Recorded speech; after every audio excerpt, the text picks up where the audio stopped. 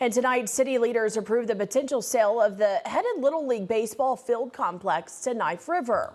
According to city documents, a key component of the expansion is the construction of a new rail spur and rail yard that will allow Knife River to bring aggregate in bulk to the site.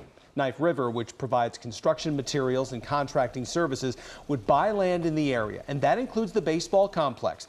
Total price $700,000. As part of the agreement, the company would either contribute $500,000 cash or $750,000 to go toward the construction of new replacement ball fields. Headid would remain in operation at its current location through the end of the 2027 baseball season.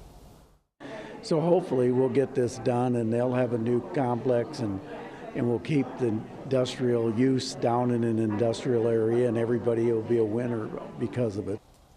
A 30-day notice period, which started today, gives other developers the chance to place bids on the land.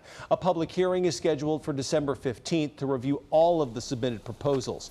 Mayor Bob Scott says that the city is already working to find a new home for the Headid Little League.